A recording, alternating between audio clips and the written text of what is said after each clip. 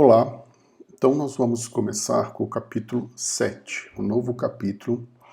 Esse capítulo não trata mais de projeto, como os dois últimos capítulos, mas sim de arquitetura de software. Existe essa frase do Ralph Johnson, que é um dos autores do livro de padrões de projeto, o livro GOF, que resume bastante o que é arquitetura, de uma maneira bastante genérica, na verdade. A arquitetura é tudo aquilo que é importante no sistema, seja o que for. Pode ser o projeto, pode ser a tecnologia, pode ser a organização do time. Essa é uma definição bastante genérica de arquitetura. É aquilo que é importante. Uma definição um pouco mais objetiva e pragmática é que arquitetura é projeto em mais alto nível. É um projeto, é a visão do projeto de um sistema de uma altura, de uma distância um pouco maior. Então, o foco não são mais em unidades de código pequenas, como classes, por exemplo. Quando a gente estudou projeto, a gente falou muito de, por exemplo, de problemas de classes. Essa classe não tem uma responsabilidade única, essa classe tem um problema de acoplamento, essa classe não segue o princípio de Demeter e etc. Então, o nosso discurso nos capítulos anteriores estava muito focado em classes. Em arquitetura, quando a gente estuda arquitetura de software, o objetivo, o nível de abstração passa a ser em unidades maiores e mais relevantes. Pacotes, módulos, subsistemas, camadas, serviços. Existem diversos nomes para essas unidades maiores. O nome não importa tanto. O fato é que a gente não estuda mais classes individuais, mas sim conjuntos de classes. A arquitetura é projeto em mais alto nível. Evidentemente, só uma pequena observação aqui, que o que é os pacotes, os componentes de maior relevância de um sistema são componentes que fazem parte da sua arquitetura. Só que a definição de relevância, ela depende e varia de sistema para sistema. Por exemplo, um banco de dados pode ser um componente importante, um componente da arquitetura de um sistema de informações. Normalmente ele é um componente quando você descreve a arquitetura de um sistema de informações, quando você desenha essa arquitetura, existe um componente que é o banco de dados, que normalmente, na grande maioria dos casos, ele tem valor arquitetural, ele tem importância na arquitetura de um sistema de informações. Agora, se eu tenho um sistema de imagens médicas, de repente, esse sistema pode até possuir um banco de dados, mas às vezes ele não é importante, ele não faz parte da arquitetura do sistema. O mesmo componente, o mesmo banco de dados, o mesmo sistema gerenciador de banco de dados, ele não é tão importante assim nesse sistema de imagens médicas, porque os requisitos importantes desse sistema é a parte de tratamento de imagens, de diagnóstico de doenças e etc. O banco de dados existe lá para uma questão totalmente secundária. O que a gente vai de fato estudar nesse capítulo 7? Nós vamos estudar o que se chama de padrões arquiteturais. São modelos pré-definidos para arquiteturas de software. São templates de mais alto nível, padrões de mais alto nível, que descrevem, que resumem a arquitetura de um sistema. Nós vamos estudar padrões como padrões em camadas, incluindo 2 e 3 camadas, padrão MVC, Model View Controller, microserviços, arquiteturas orientadas a mensagens e arquiteturas Publish Subscribe. São os padrões arquiteturais que nós vamos estudar. Antes de terminar essa introdução, gostaria aqui de contar apenas uma pequena história. Nessas aulas eu estou evitando dar alguns exemplos, porque eles fazem parte do livro, alguns estudos de caso.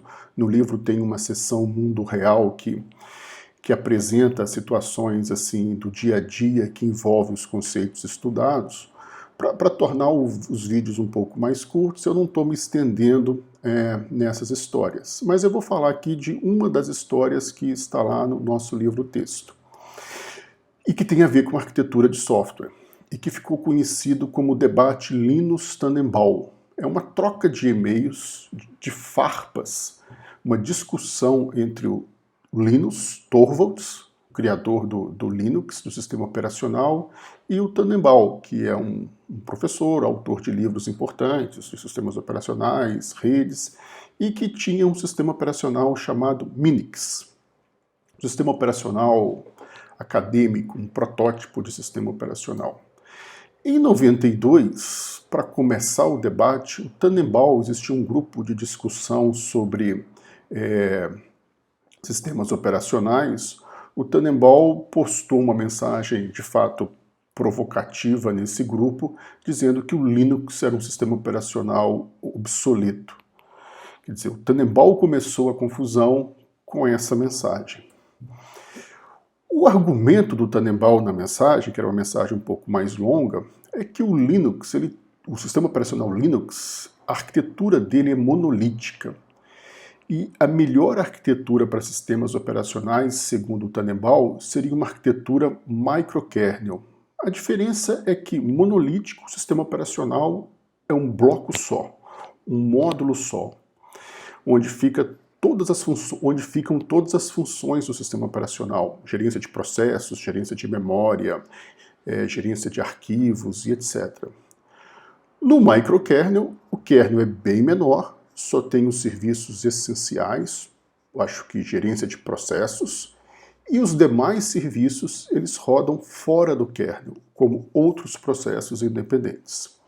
Segundo o Tannenbaum, é bem mais fácil você fazer um sistema monolítico, mas a melhor solução, a mais fácil de você evoluir, de estender o sistema, é uma arquitetura microkernel. O Linus, evidentemente, logo em seguida, ele respondeu a mensagem. Tá? Ele falou, olha, já que a mensagem tem esse título, né, o Linux está obsoleto, eu preciso responder. E ele respondeu com um argumento também bastante consistente, mais ou menos na linha do que eu acabei de falar, que a arquitetura microkernel, é verdade, ela é mais interessante, do ponto de vista teórico, ela tem diversas vantagens, mas você tem que também, quando você escolhe a arquitetura de um sistema, seja ele um sistema operacional ou qualquer outro software, é importante você considerar outros critérios. E um dos critérios que o Linus achava importante é o critério de disponibilizar o sistema, ter o sistema pronto, uma arquitetura que viabiliza você rapidamente entregar um sistema, disponibilizar um sistema para os seus usuários. Então, segundo o Linus, o Linux já era uma realidade e não apenas uma promessa, como era o sistema microkernel, o Minix, do Tannenbaum. O Tannenbaum, isso foi uma discussão, né? Tem o link no livro para os e-mails originais, eles trocaram diversas mensagens em 1 ou 2 dias. O Tannenbaum replicou, dizendo que ele mantinha a opinião dele, que em 1991 era um erro fundamental você ter um sistema operacional monolítico.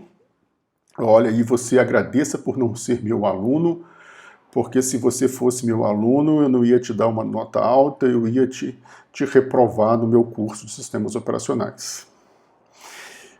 Uma terceira pessoa entrou nessa discussão, que foi o Ken Thompson, que é um dos arquitetos, um dos projetistas das primeiras versões do Unix. Ken Thompson, nessa época, ele deu um argumento bastante ponderado e que resume bem esse trade-off que é característico de decisões arquiteturais. Segundo ele, na minha opinião, é mais fácil na opinião do Ken Thompson, é mais fácil implementar um sistema operacional com kernel monolítico, na linha do que o Linus estava dizendo. Mas é também mais fácil, muito mais fácil, que ele se transforme em uma bagunça, em uma confusão, à medida que o kernel vai sendo modificado ao longo dos anos. Então ele expôs bem esse trade-off, né, o custo-benefício que existe nessa decisão de se é microkernel ou monolítico. Monolítico é mais fácil, por outro lado, o esforço de manutenção pode crescer e aumentar muito ao longo do tempo. O Ken Thompson parece que previu o futuro, porque anos depois, 17 anos depois, olha o que o Torvalds falou em uma conferência de Linux. Olha o que ele reconheceu. Abre aspas. Nós não somos mais o kernel simples, pequeno e hipereficiente que eu imaginei há 15 anos. Em vez disso, o kernel está ficando cada vez maior e bloated, inchado. Quando adicionamos novas funcionalidades, esse cenário apenas piora. Então, assim, quase que ele reproduziu, Torvalds, né, reproduziu as palavras e a preocupação do Ken Thompson. Em resumo, por que eu contei essa história? Qual que é a moral aqui da história? A arquitetura existe um trade-off, toda decisão arquitetural tem custos e benefícios. Segundo ponto, os custos podem demorar a aparecer.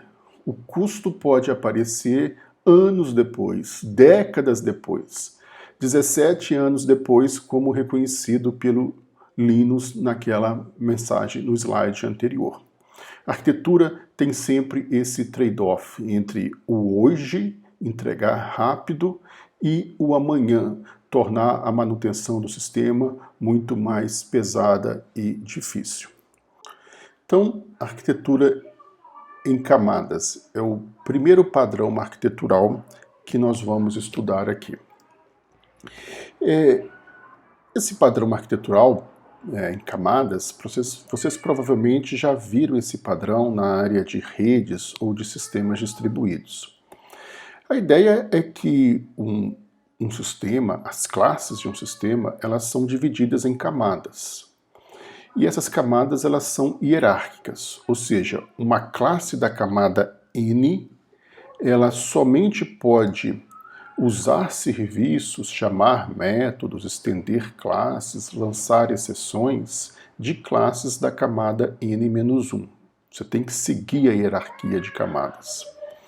Então, como eu disse, esse tipo de padrão é muito usado em redes de computadores e sistemas distribuídos, onde a gente tem uma camada de aplicação, que somente usa serviços de uma camada de apresentação, que somente usa serviços de uma camada de sessão, de transporte, de redes, de enlaces e física. Vantagens de uma arquitetura em camadas é que ela facilita muito o entendimento do sistema. Você não tem que se preocupar em entender, em implementar, em manter todos os requisitos do sistema. A complexidade está quebrada e está encapsulada em camadas. E essas camadas seguem a estrutura mais simples possível, que é uma estrutura hierárquica. Uma segunda vantagem é que você pode trocar a camada. Então você tem uma aplicação que usa TCP, você pode trocar de camada e essa aplicação agora vai funcionar como UDP. E você pode trocar de camada sem mexer, sem dar nenhuma manutenção, sem mexer em sequer uma linha de código da aplicação cliente. Basta que essas duas camadas, TCP e UDP, implementem as mesmas interfaces, a mesma interface pública. E uma terceira vantagem é que esse tipo de arquitetura facilita o reuso de uma camada. Então eu posso ter várias aplicações funcionando em cima da camada de TCP. A camada TCP ela não foi feita para uma aplicação apenas, ela foi feita para ser usada e reusada por diversas aplicações. No caso de sistemas de informação, nós temos duas especializações dessa arquitetura em camadas, que são chamadas de arquiteturas em 3 camadas e arquiteturas 2 camadas, que são muito usadas nessa categoria de sistema chamado sistema de informação. Uma arquitetura em 3 camadas, ela foi proposta nas décadas de 80 e 90, quando se estava migrando de arquitetura de hardware. Até as décadas de 80 e 90, os computadores o hardware comum na época eram mainframes, né? Uma grande CPU, um grande computador que rodava de maneira centralizada todo o sistema. E você acessava esse computador de grande porte por meio de um terminal aqui, chamado terminal burro, um terminal da IBM, burro porque não tinha nenhum processamento nele, todo o processamento ocorria no servidor.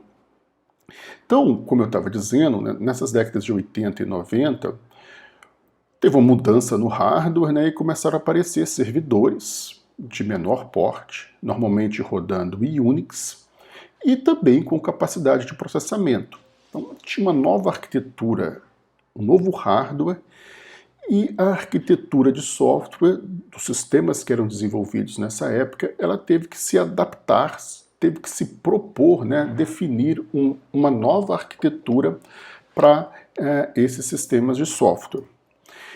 Essa arquitetura ficou conhecida como arquitetura em 3 camadas. Quais são essas 3 camadas? Você tem um cliente, né, que roda a interface gráfica do sistema. Nessa mesma época também estavam surgindo sistemas com interface gráfica, com janelas, mouse, botões e etc. Isso rodava na mesa do cliente, no computador do usuário final. Esses sistemas eram feitos em Delphi, Visual Basic, ou mesmo C++ e C Sharp, né? Rodava no cliente. A segunda camada era a aplicação mesmo, as regras de negócio do sistema, rodava em um servidor Unix. Então você tinha uma segunda camada que era o servidor de aplicação, e se é um sistema de informação, sempre precisa de um banco de dados, que é a terceira camada. Então você se propôs essa nova arquitetura em 3 camadas para se adaptar, né, para ser compatível com o novo hardware, os novos tipos de hardware, de computadores que estavam surgindo nessa época. Esse tipo de arquitetura você encontra ainda até hoje, né? Isso não é só passado, você encontra ainda com uma certa frequência sistemas rodando ainda nesse modelo de 3 camadas. Na mesma época, existiu também um sistema em 2 camadas. Portanto, mais simples, porque na primeira camada você tinha não só a interface gráfica, mas também a lógica de negócio do seu sistema. E a segunda camada era o banco de dados. Então é mais simples, porém tem uma desvantagem que todo o processamento é feito no cliente, né? A lógica do sistema, não existe mais um servidor de aplicação. Então, ou essa lógica é simples e ela consegue rodar no PC, no desktop do cliente, ou essa lógica é mais complexa e aí esse tipo de arquitetura demanda uma máquina também mais poderosa no cliente. Então, por isso que existe esse tipo de desvantagem em uma arquitetura 2 camadas. O segundo padrão arquitetural que a gente vai estudar é chamado de Model View Controller, MVC.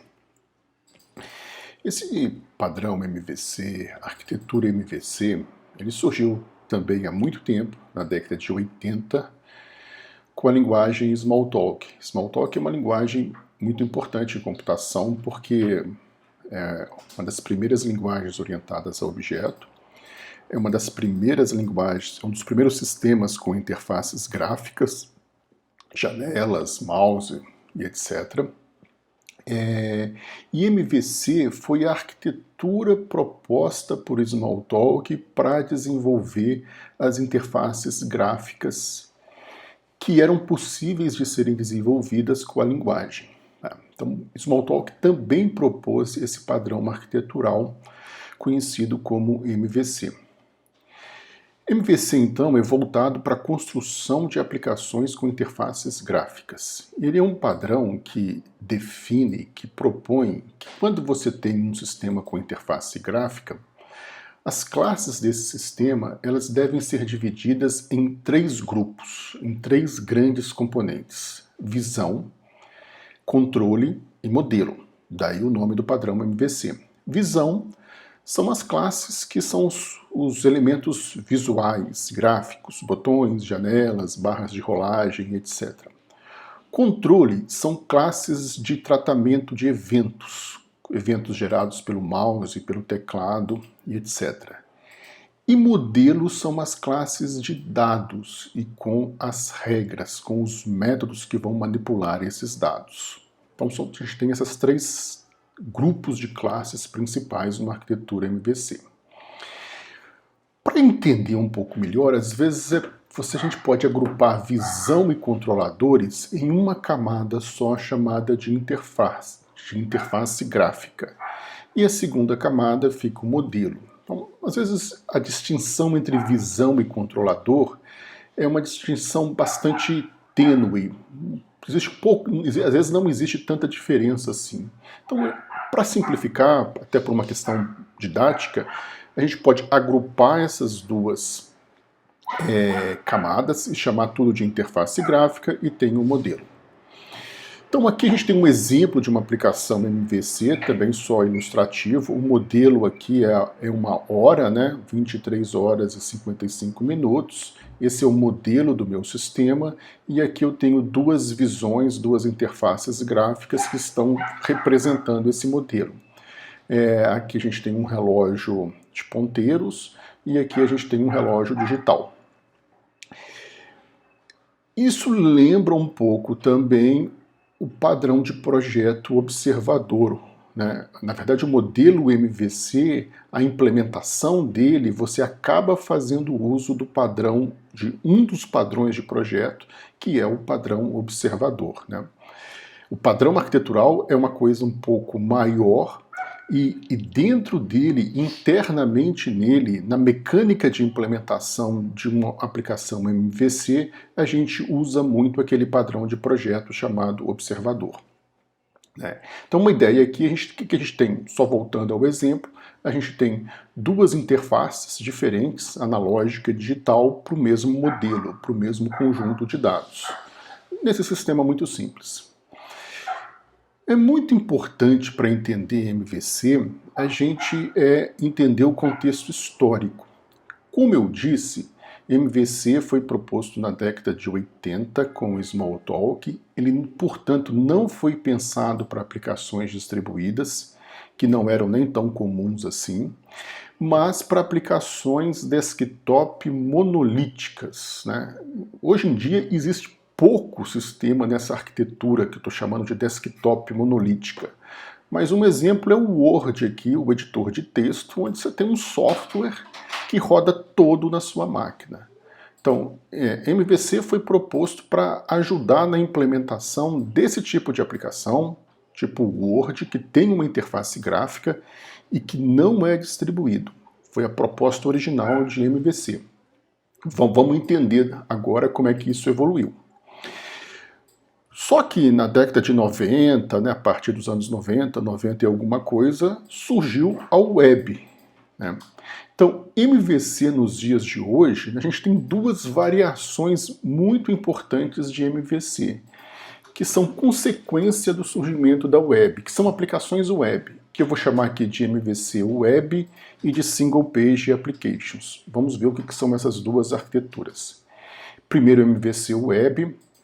MVC Web é o tipo de aplicação, é uma adaptação de MVC para web, ou seja, a aplicação agora se torna distribuída, a web é um sistema distribuído, e é um tipo de aplicação, é o tipo de arquitetura que ela é implementada por default quando a gente usa frameworks como Ruby on Rails, Django, Spring, Cake, PHP e etc. São todos frameworks para linguagens diferentes, que eles forçam um modelo arquitetural que a gente está chamando aqui de MVC Web. Qual que é esse modelo arquitetural? A gente tem o cliente, que é o browser, um sistema web. O cliente é um browser, né, que você vai interagir com a aplicação via um browser web distribuído. Depois a gente tem uma aplicação web, que essa aplicação é MVC. Ela tem os 3 componentes de MVC. Tem a visão, que são as páginas, HTML e hoje em dia CSS e JavaScript. É o código que vai gerar a interface que o cliente, que vai dar origem à interface que o cliente vai ver no browser, que o usuário vai ver no browser. A gente tem controladores que fazem o meio de campo entre a visão e o modelo. Eles recebem dados da visão e fornecem informações para gerar uma nova visão. E você tem o modelo, que é a lógica da aplicação. A gente tem no modelo regras de negócio, que são as regras de negócio da aplicação, e o modelo também interage com o banco de dados. Então, o MVC mesmo nesse tipo de aplicação, que estou chamando de MVC Web, ocorre aqui nesse componente que a gente chama de aplicação web. Além desse componente, a gente tem um cliente que é o browser e normalmente você tem um banco de dados. Eu não sei se vocês perceberam, esse tipo de arquitetura, esse tipo de framework, Ruby on Rails, Cake, PHP, Spring, a gente chama de frameworks MVC. Eles dão origem a uma aplicação que segue uma arquitetura MVC na web. Porém, esse tipo de arquitetura lembra muito uma aplicação 3 camadas. A gente também tem 3 camadas.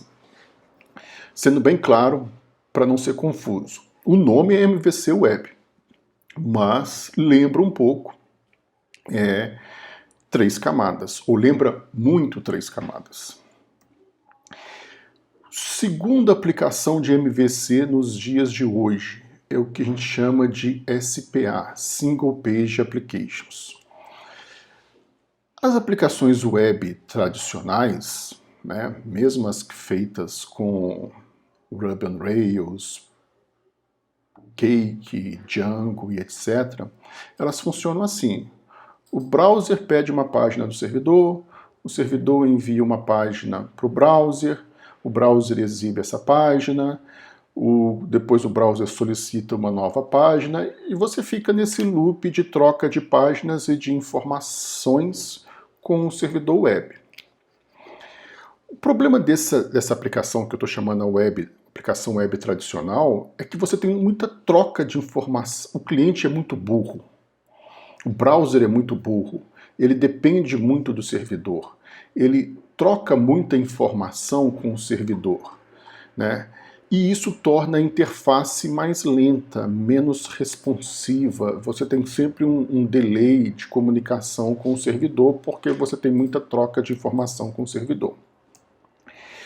Aí surgiu a ideia de Single Page Applications, que é uma aplicação mesmo que roda no browser. Ela depende do servidor, mas essa dependência é bem menor, portanto ela é menos burra do que uma aplicação web tradicional, ela tem a sua própria interface, ela gera a sua interface, ela trata os eventos dessa interface, ela armazena os seus dados, ela tem um modelo que armazena os seus dados, mas ela é web, ela de vez em quando acessa o servidor para buscar mais dados e etc. Exemplos de SPAs. A maioria das aplicações, ou grande parte das aplicações web atuais são Single Page Applications, Gmail, Google Docs, Facebook, Netflix e etc. Você tem muito código rodando no browser, código normalmente escrito em JavaScript.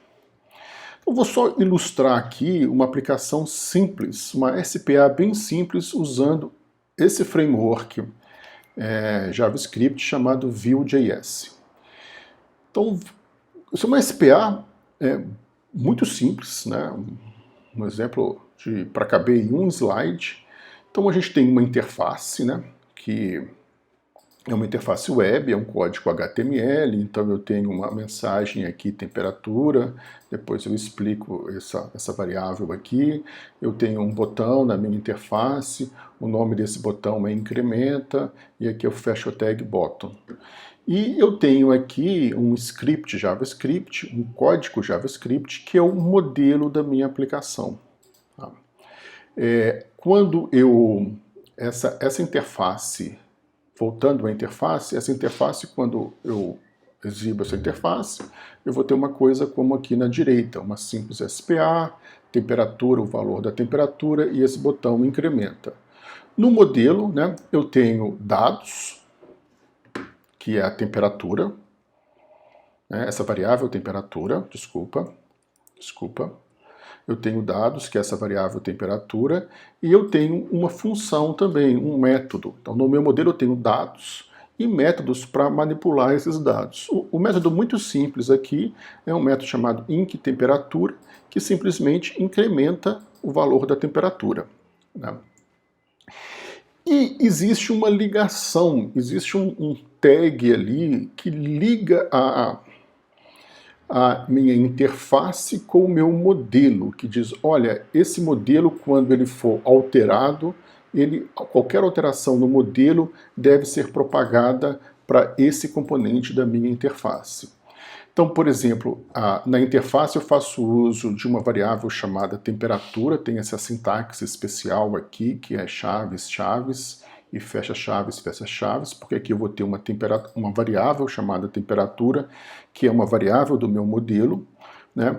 E quando eu clicar no botão incrementa, eu vou chamar um método do meu modelo, o método inc_temperatura, o método inc_temperatura, e esse método inc_temperatura vai incrementar o valor da temperatura. Quando esses frameworks, eles também garantem que quando qualquer dado do modelo altera, por exemplo, quando eu incremento a temperatura, isso é automaticamente refletido na minha visão. Um dos serviços que esse framework oferece é exatamente de você manter sincronizado automaticamente, o próprio framework garante isso, o valor dos dados do modelo e o valor que está sendo exibido na interface HTML na sua visão.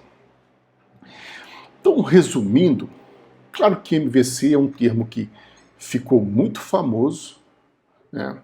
É muito usado, e exatamente por ser muito usado, ele às vezes é usado em contextos diferentes. Então, só para resumir o que eu expliquei aqui, hoje você teria 3 usos principais de MVC. O que a gente chama de MVC tradicional, que veio com o Smalltalk 80, para essas aplicações desktop, locais, não tem nada de distribuído, foi proposto na década de 80, quando não existia web, não existia quase nada distribuído em computação.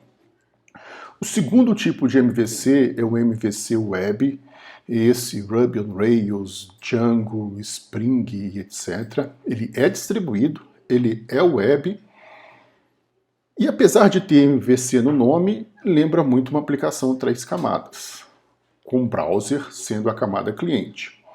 E tem a terceira arquitetura, que ganhou o nome de SPA, Single Page Applications, como eu disse, que não tem MVC no nome, mas lembra muito o MVC, lembra até o MVC tradicional, com um componente web de comunicação com o servidor. SPA é um misto de MVC tradicional com um componente de distribuição, de comunicação distribuída com um servidor que está na web. Ele é uma aplicação web. Então, assim, então concluindo, MVC, dado a popularidade do conceito, isso pegou muito, acaba tendo nomes usados em diferentes contextos, desde aplicações locais até aplicações web. O terceiro padrão arquitetural que a gente vai comentar e vai estudar são microserviços, arquiteturas baseadas em microserviços, que são muito populares, muito usadas, largamente usadas hoje em dia. Antes de falar de microserviço, vamos falar do contrário, da arquitetura totalmente oposta, que é uma arquitetura monolítica. Numa arquitetura monolítica, o resultado de uma arquitetura monolítica é um monolito. Um monolito porque o sistema resultante, em tempo de execução, ele roda como um único processo. A primeira observação que processo aqui é processo de sistema operacional, não é processo de desenvolvimento de software, não é Scrum, XP e etc.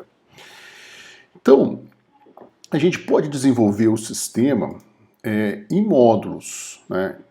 Em tempo de desenvolvimento, em tempo de compilação, o sistema está estruturado em módulos, M1, M2, M3, até M9.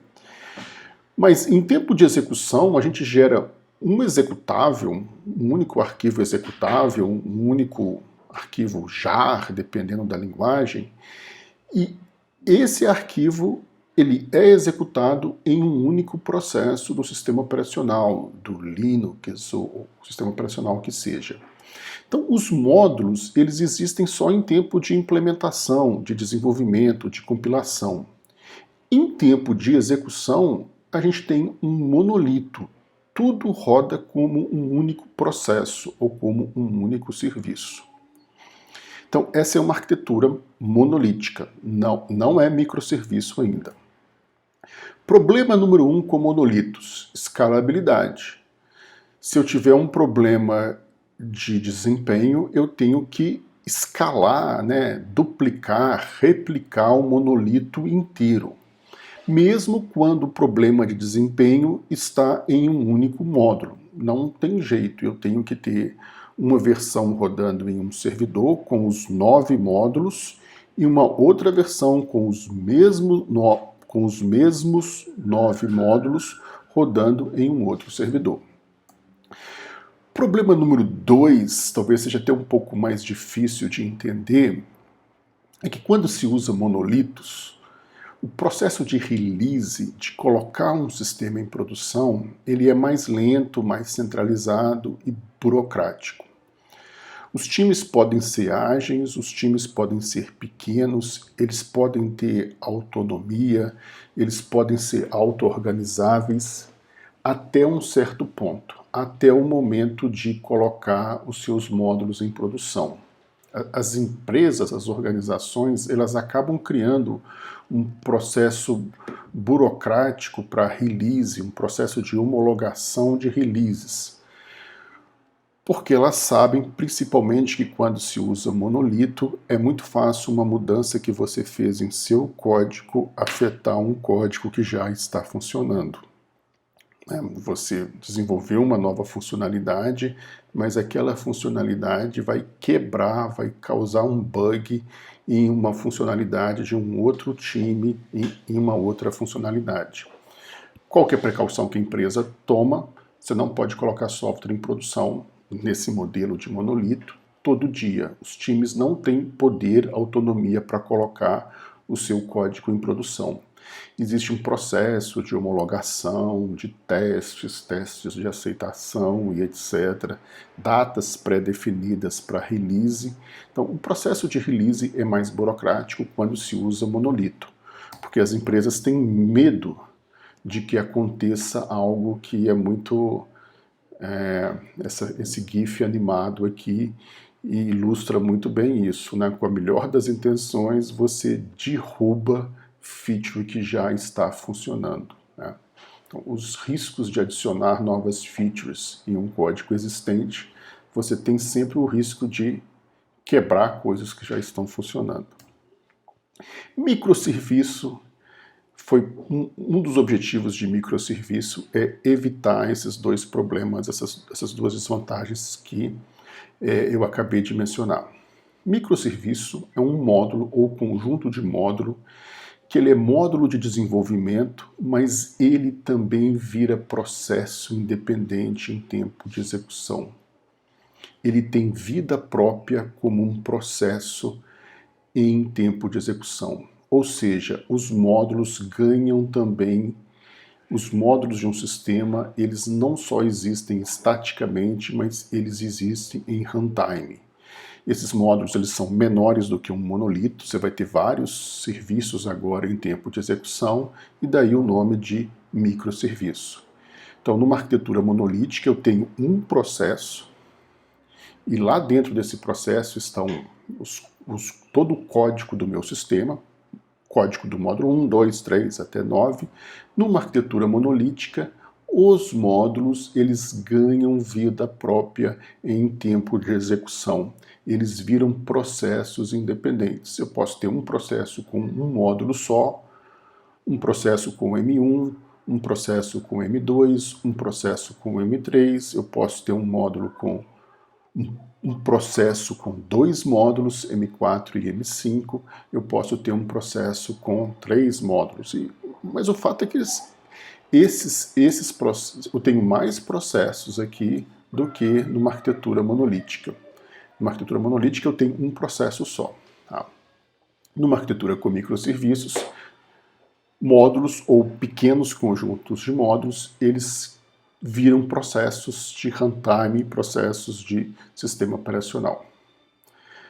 Vantagem número 1, escalabilidade. Se o problema de desempenho está no módulo M1, se o meu gargalo de desempenho está em módulo M1, no módulo M1, eu posso escalar só o M1. Eu vou duplicar, eu vou replicar, eu vou instalar novas instâncias de M1 em um novo servidor.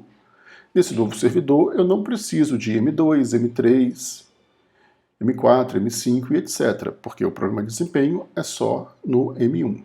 Você tem uma menor granularidade, você dispõe de uma menor granularidade para escalar o seu sistema. E a vantagem número 2, você ganha flexibilidade e autonomia para releases. Os times ganham autonomia para colocar os microserviços em produção. Por quê? Porque cada microserviço é um processo independente, com seu próprio espaço de endereçamento, com sua própria memória. E aí as chances de uma alteração num serviço causar um bug em um outro serviço são bem menores. Eles não compartilham memória, eles rodam em espaço de endereçamento independente. Então, não existe esse problema. Então, as chances de interferência entre processos são menores. Outras vantagens é que os microserviços podem ser implementados em tecnologias diferentes. Né? Então, eu posso ter um microserviço implementado em Java com um banco de dados relacional, eu posso ter um outro microserviço implementado em Python com um banco de dados não relacional. Você pode ter tecnologias diferentes entre microserviços. Falhas parciais, né? Se um monolito cai, o sistema inteiro cai. Se o monolito fica fora do ar, todo o seu sistema, todas as funcionalidades do seu sistema ficam fora do ar. No microserviço, a gente pode ter falhas parciais, ou seja, apenas o sistema de recomendação, por exemplo, pode ficar fora do ar. O resto das funcionalidades do sistema vão continuar funcionando. Quem usa microserviços? Grandes empresas de desenvolvimento de software, Netflix, Amazon, Google, todas elas, normalmente, o principal padrão arquitetural dos sistemas dessas empresas é baseado em microserviços. Então aqui tem uma visão de runtime dos microserviços da Netflix, que, se não me engano, tem centenas de microserviços em runtime. Cada nodo aqui desse grafo é um microserviço. Em microserviço, a gente tem sempre uma situação importante, que é a parte de gerência de dados, né? A parte de dados, de banco de dados. Esse tipo de arquitetura, com 2 microserviços M1 e M2 compartilhando o mesmo banco de dados, ela não é recomendada quando se usa microserviços. Por quê? Porque você cria um acoplamento aqui de dados, né? No fundo, esse banco de dados aqui, ele gera um acoplamento entre esses 2 microserviços. E o que eu gosto e o desejável com microserviços é que eles sejam totalmente independentes, que eles possam evoluir de forma independente, que eles possam entrar em produção de forma independente. Então eu não gostaria de ter esse tipo de acoplamento via dados, via banco de dados. É preferível que cada microserviço tenha o seu próprio banco de dados. M1 tem o seu banco de dados, M2 tem o seu próprio banco de dados. Logo, M1 e M2 podem evoluir de forma independente, e se M1 quiser usar serviços de M2 ou vice-versa, isso deve ocorrer apenas por meio de interfaces. Lembra muito um exemplo de acoplamento que a gente viu lá no primeiro capítulo de projeto, de princípios de projeto, o capítulo 5 do livro, né? Então, esse tipo de arquitetura, onde cada microserviço tem seu banco de dados, ela é mais recomendada do que essa arquitetura onde a gente tem compartilhamento de banco de dados. Quando não usar microserviços? A arquitetura com microserviços ela é mais complexa. Né? O grau de complexidade da sua arquitetura ele aumenta. Ele é uma aplicação distribuída, largamente distribuída. Eu comentei o exemplo da Netflix, que tem centenas de microserviços. Gerenciar isso não é simples, monitorar esses microserviços em tempo de execução não é simples, demanda ferramentas e etc. Quando eu chamo um método numa aplicação monolítica, a chamada de método quase que não existe latência, porque isso está rodando no mesmo espaço de endereçamento, né? Num caso de microserviços, quando eu chamo um método da interface de um outro microserviço, isso é uma chamada distribuída. Né? Isso é uma chamada que passa pela rede, não é uma chamada local de métodos. É uma chamada distribuída de métodos via uma API REST ou coisa similar. Então existe uma latência, existe um custo aí que é muito maior do que um custo de uma chamada local de métodos. E como eu tenho bancos de dados distribuídos, igual a gente viu antes, eu posso ter que lidar com transações distribuídas, que existem problemas de garantia de atomicidade, etc., quando você também tem transações distribuídas. Uma operação, ela executa, ela altera dados em mais de um microserviço. Você tem que ter algumas preocupações em relação a isso. Existe uma recomendação aqui esse DHH, eu não sei falar o nome dele, o nome dinamarquês ou norueguês, se não me engano. Ele é autor do Ruby on Rails. Microserviços fazem sentido para grandes empresas. Empresas onde os times, você tem vários times, eles trabalham em locais diferentes, geograficamente distribuídos, ao longo de todo o planeta, Google, Amazon, Netflix e etc. Não faz sentido muito para aplicações de empresas pequenas, tem que se tomar cuidado com isso. Uma recomendação, então, seria que você pode começar com um monolito e pensar em microserviço quando o seu monolito começar a ter problemas de desempenho e de escalabilidade, se e somente se o seu monolito tiver problemas de desempenho, e se e somente se o seu monolito estivesse se transformando em um gargalo para você realizar releases. Né? Os times estão... o seu processo de release está burocratizado porque você tem um monolito. Então, aí, se e somente se você tiver esses problemas, valeria a pena você migrar para um microserviço. Essa migração, além disso, essa migração pode ser gradativa. Você pode ter um monolito aqui e gradativamente você vai extraindo pequenos microserviços dele. Então, o seu monolito continua monolito, mas ele vai diminuindo de tamanho ao longo do tempo, porque você vai extraindo as partes mais importantes, né, com problemas de desempenho ou com problemas que você quer ter releases mais rápidas para microserviços. Mas deixa uma boa parte do sistema ainda numa arquitetura monolítica. O quarto padrão arquitetural que a gente vai estudar são arquiteturas orientadas a mensagens. Esse é um tipo de arquitetura voltado especificamente para aplicações distribuídas. E a ideia é que você não tem mais, quando você usa uma arquitetura orientada a mensagens, o objetivo dessas arquiteturas é evitar um acoplamento forte entre clientes e servidores. Como que se evita isso? Os clientes eles não se comunicam mais diretamente com os servidores, mas existe um intermediário entre cliente e servidor. Por isso o nome da arquitetura. E esse intermediário é chamado de fila de mensagens ou broker de mensagens. Então o cliente ele não acessa, se ele quer enviar uma mensagem, requisitar algo no servidor, ele não se comunica mais com o servidor, não tem mais uma API REST, uma chamada remota de métodos direta ao servidor. Tudo tem que passar por uma fila de mensagens, que funciona realmente como uma fila.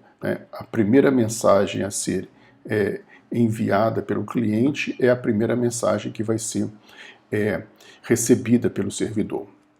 Então, existe esse mediador, essa fila de mensagens entre clientes e servidores.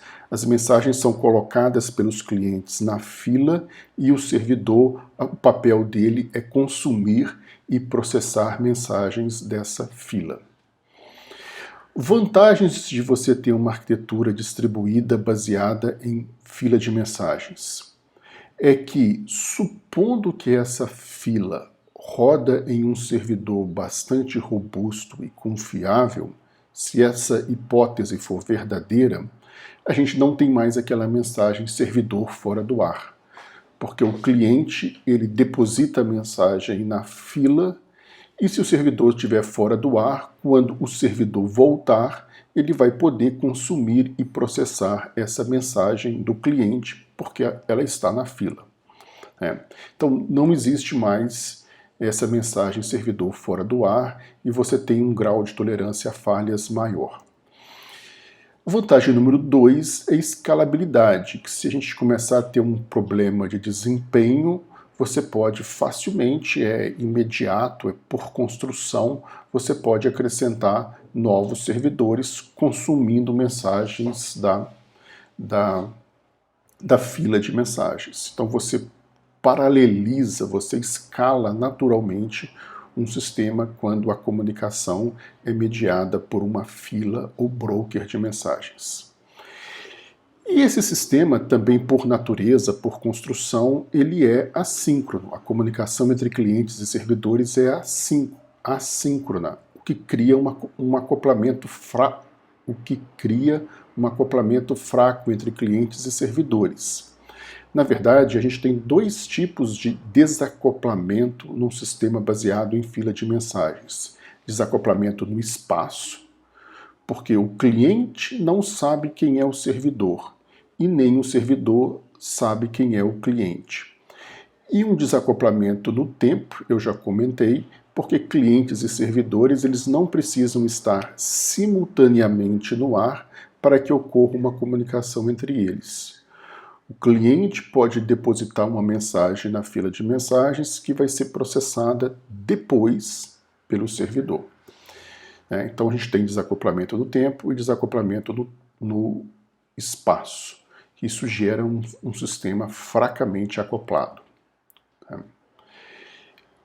O quinto padrão arquitetural que a gente vai estudar é chamado de arquitetura Publish Subscribe. É um aperfeiçoamento de filas de mensagens. As mensagens nesse tipo de arquitetura, elas são chamadas de eventos. Então a gente tem aplicações que publicam eventos, chama o método publish para publicar um evento. Você tem outras aplicações que são assinantes de certos eventos, elas têm interesse em alguns eventos, para isso elas executam o método subscribe em um evento. E quem é assinante de um evento, no futuro, depois que você assina um evento, no futuro você pode ser notificado assincronamente via uma execução de um método notify do assinante, de que o evento que você assinou antes, aquele evento acabou de ocorrer. Então a gente tem métodos publish, subscribe e notify.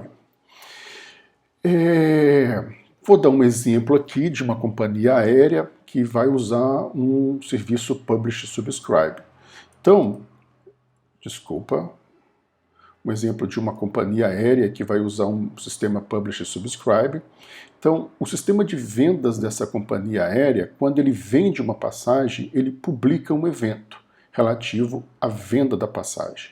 Isso é um evento que é gerado. O evento é uma mensagem, né, que fala o nome do evento, venda de passagens e os dados dessa venda, quem comprou, o dia, o voo, a origem, o destino, o CPF de quem comprou e etc., que caracteriza a venda. Né? Essa mensagem é publicada no serviço de Publish e Subscribe, e 3 sistemas aqui que assinaram previamente o interesse em serem notificados da ocorrência desse evento, eles são então notificados, porque uma nova passagem foi vendida. O sistema de milhagens quer ser notificado, porque isso vai contar na milhagem do cliente. O sistema de marketing quer ser notificado daquele evento, porque ele quer agora enviar um e-mail para o cliente oferecendo um carro, um hotel, uma coisa assim. E o sistema contábil tem que ser notificado porque tem que contabilizar, né? Tem que entrar na contabilidade da empresa aérea. Então, isso aqui é um exemplo de um sistema distribuído baseado nessa arquitetura Publish-Subscribe. Uma característica muito importante desse tipo de arquitetura é que a gente tem um modelo de comunicação que não é mais ponto a ponto, unidirecional. A gente tem uma comunicação em grupo. O sistema de vendas publicou um evento, né? Ele não sabe nem quem vai assinar, e 3 sistemas assinaram esse evento e foram notificados assincronamente de que ocorreu agora o evento de interesse deles. Então isso a gente chama de sistema é uma arquitetura, é um sistema distribuído que segue essa arquitetura Publish e Subscribe. Para concluir, nós vamos rapidamente agora comentar sobre mais alguns padrões arquiteturais. Primeiro é pipes e filtros, que nesse tipo de arquitetura você tem 2 tipos de programa. Você tem os filtros, que são os programas propriamente dito, e eles se comunicam, se trocam mensagens por meio de pipes. Os pipes eles agem como buffers de comunicação. É uma arquitetura bastante flexível, usada principalmente em Unix, nos comandos do Unix, e ela permite que você chame, por exemplo, um comando ls, a saída dele vai ser a entrada de um comando grep, e a saída do grep vai ser a entrada de um comando sort. As barras verticais são os pipes e os programas são os filtros. Então, esse tipo de arquitetura, como eu disse antes, ele é muito flexível porque ele te permite criar combinações, né, pipelines de programas, um programa gerando a saída de um programa sendo usado como a entrada do programa seguinte. Cliente-servidor, essa arquitetura básica, né, muito comum em serviços de redes. Por exemplo, eu tenho um serviço de impressão que me permite imprimir em uma impressora compartilhada da rede, serviço de arquivos que me permite usar um sistema de arquivos, um disco da rede, serviço web que me permite acessar uma página que está em um servidor web. Esse modelo de arquitetura onde você tem 2 papéis muito bem definidos, o cliente que usa um serviço e o servidor que oferece um serviço, esse tipo de arquitetura é chamado de cliente-servidor. É muito comum hoje em dia, como eu disse, nesses serviços mais básicos de rede e de sistema operacional. Peer-to-peer é um tipo de arquitetura onde todo nodo ele pode ser tanto cliente como servidor. Ele pode consumir recursos e ele pode oferecer recursos. Numa arquitetura cliente-servidor, os papéis são muito bem definidos. Ou você é cliente ou você é servidor. Em uma arquitetura peer-to-peer, um nodo pode desempenhar ambos os papéis. comum, por exemplo, nesses sistemas para compartilhamento de arquivos na internet, como BitTorrent, por exemplo. E, realmente, para concluir, eu vou comentar aqui sobre o que a gente chama de antipadrão arquitetural, ou seja, é um modelo que não deve ser seguido, é uma prática ruim do ponto de vista de arquitetura. É um sistema com sérios problemas arquiteturais. O mais conhecido deles é chamado de Big Ball of Mud, né? É quando o sistema é uma grande bagunça, uma grande bola de lama. Um módulo pode usar praticamente qualquer outro módulo do sistema. Você não tem uma estrutura, uma hierarquia de dependências bem definidas entre os módulos. Qualquer módulo pode se comunicar com outro módulo, dando origem a essa bagunça. Vocês podem achar que isso não acontece, né? Que isso é só um slide, mas na prática, infelizmente, sistemas que são esse Big Ball of Mud são bem mais comuns do que a gente gostaria que fosse. Então, nós concluímos o capítulo 7, sobre arquitetura de software, onde a gente estudou basicamente esses grandes e principais padrões arquiteturais. Obrigado.